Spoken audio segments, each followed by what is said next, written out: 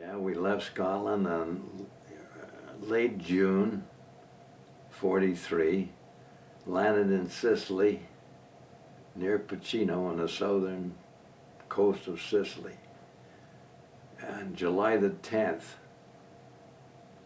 1943, that was the 1st Canadian Infantry Division. And I was as an artillery, so I didn't really land until about 2 days later.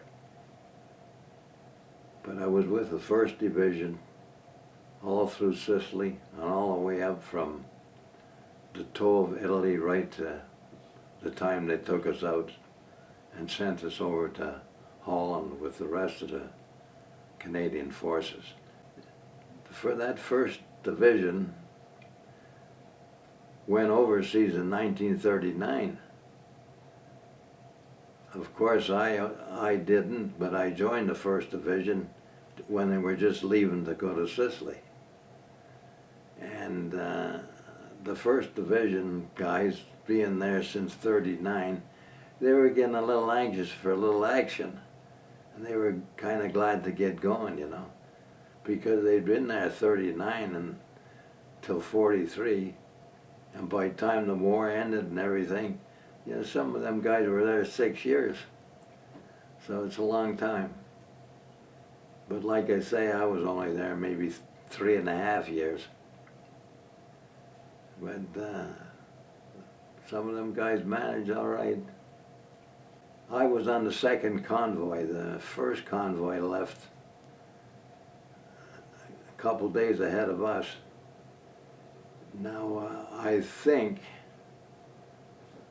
that 2 ships were torpedoed on the 1st convoy. So they lost a few guns and a few soldiers too in the Mediterranean. That was supposed to have happened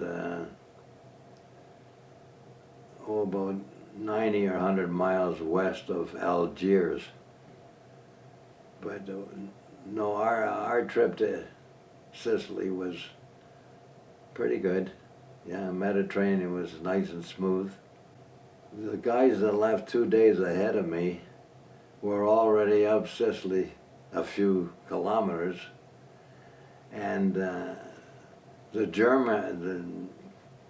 Italians were in the front line right there, and the Italians gave up pretty quick, and then we ran into the Germans after that.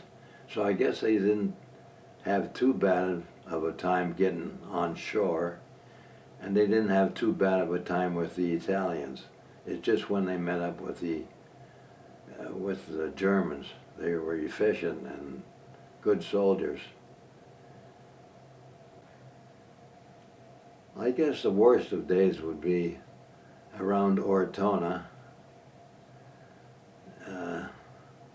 Fighting was heavy there, and the Germans put up a real hard resistance, you know. So it made it kind of tough. And like I say, even though the infantry were right in the middle of the hard terrain and all that, a lot of times our guns and caissons would get stuck in the mud. We used to, well, of course we had them winches on the front of the trucks, and we just wrap it around a tree and it pulls out. But there was some days were fairly easy, other days weren't too easy.